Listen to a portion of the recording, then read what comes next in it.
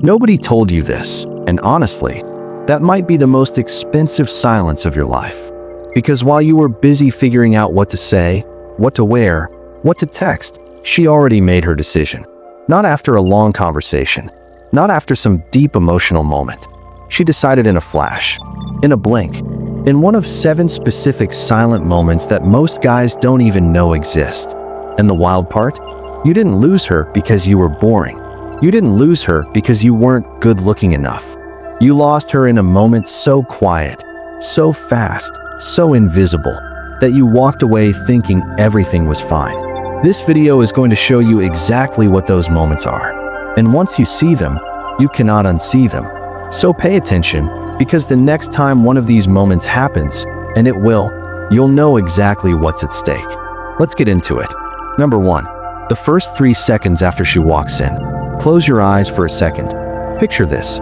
She walks through the door. Maybe it's a first date. Maybe it's a party. Maybe she's just entering the room where you're standing. You don't say a single word yet, but she already felt something. Your posture spoke. The angle of your shoulders. Whether your jaw was loose or tight. Whether your eyes moved toward her with calm or darted away like you got caught doing something wrong. Whether you were planted where you stood or slightly shifting your weight like the floor beneath you wasn't solid. Women process this in real time, almost involuntarily. It's not judgment, it's instinct. Her nervous system reads your nervous system before your mouth's even open. If you're tense, she feels tense. If you're loose, grounded, unhurried, she exhales without knowing why. The moment she walks in is not the moment to perform. It's the moment to simply exist without apology.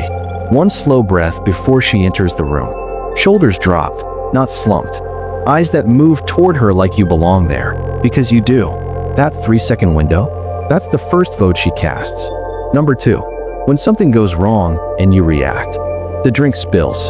The waiter messes up the order. You say something and it lands slightly off. The plan you made falls apart. And now your brain starts moving at 400 miles per hour. It's going, okay, is she annoyed? Did that ruin it? Should I apologize again? Maybe I should make a joke. No, wait, what if she doesn't laugh? Okay, just act normal. What does normal feel like? Why is this so hard? Is she already regretting this? You're having a full internal emergency while your face is trying to look calm. She doesn't hear any of that, but she feels every single word of it. Because what she's watching in that moment isn't what went wrong. She's watching how you handle what went wrong. A man who stays steady when things get slightly chaotic sends a signal that goes straight past logic and lands somewhere deeper. She thinks, if this man can stay calm in something small, he won't fall apart in something big. That's not a thought she says out loud. It's a conclusion she reaches without realizing she reached it. Keep your reaction small. A slight smile, a calm redirect, maybe one dry, easy comment about it. And then move forward like a man who has faced worse and didn't flinch. Because that right there, that's attractive in a way no compliment ever could be. Number 3, the moment he stopped listening. There was a guy, smart, funny, genuinely solid. She liked him. She was into the vibe of the whole thing. Then she started telling him something that mattered to her. Not world-ending, just something real. Something she was thinking about. A frustration she had. A thing she was navigating. And he nodded. He said, yeah. He waited for her to finish. Then he talked about himself. Not maliciously, not on purpose. He just had something he wanted to say, and he said it. And she went quiet. Not dramatically. She didn't make a scene. She just pulled back about 15%. Smiled a little less. Started answering in shorter sentences. He had no idea it happened. But she did. And somewhere in her mind, a very quiet door closed. Women don't need you to solve everything they say. They don't always want advice or commentary or a redirect to your own story. Sometimes they just need a man who actually absorbs what she's saying, who asks a follow-up question, who sits in her world for a moment before jumping back to his own. The guy who listens like he means it is rare enough that when she finds one, she holds on. The guy who half listens doesn't lose her in an argument. He loses her in an ordinary Tuesday conversation that he didn't even notice mattered. Number 4, when she tests the temperature. Think of attraction like water in a kettle. She's the one who decides whether to turn up the heat or take it off the stove entirely. And every so often, she puts her hand near the kettle, not to burn herself, just to check if it's warm. These are small moments. She leans slightly toward you. She says something playful that could go two directions. She holds the eye contact half a second longer than necessary. She laughs at something, and instead of moving on immediately, she keeps her eyes on you. These aren't accidents. They're small invitations. And most guys do one of two things. Either they miss it completely and let the temperature drop, or they overcorrect. Suddenly they're all in, leaning forward too fast, matching energy too hard, chasing the warmth in a way that makes the whole kettle go cold instantly. The right move is neither. Stay at your own temperature. Receive her warmth without rushing toward it.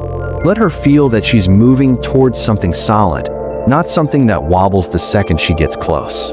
A slight smile back, a comfortable pause, one easy response that keeps the door open without throwing it off the hinges. She's checking if you're steady. Show her you are. Number 5, the moment you get a compliment from someone else. Imagine this.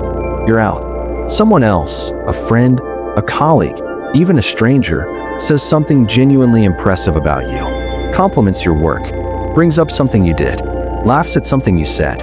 Now, how do you handle it? If you immediately deflect into the floor, "Oh no, it was nothing. Honestly, I don't even know what I'm doing half the time," she sees it. A man who can't receive praise without shrinking isn't confident. He's just performing humility. But here's the other side.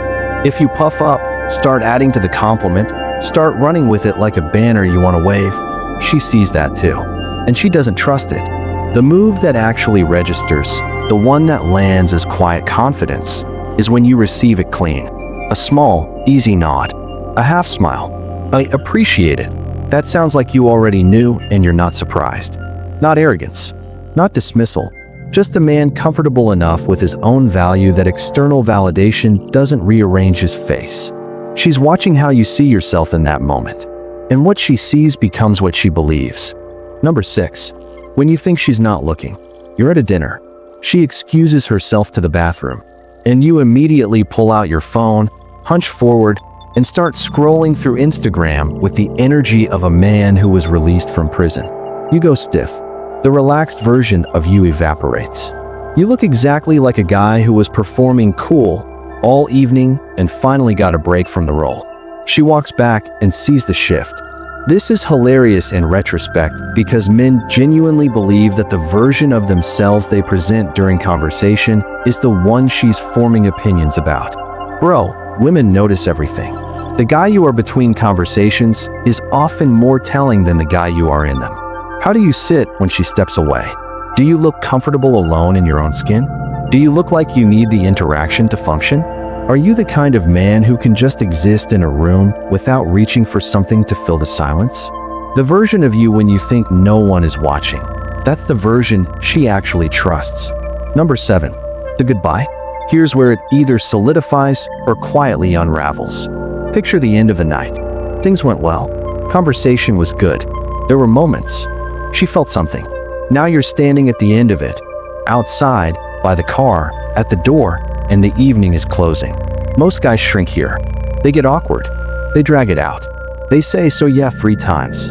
They look at their phone. They say, "This was fun," in a tone that sounds like they're asking for permission to believe it was. And right there, in that last moment, she recalibrates everything. Because the man you become when the safety net of conversation is gone, that's the man she imagines in every other high-stakes moment of life.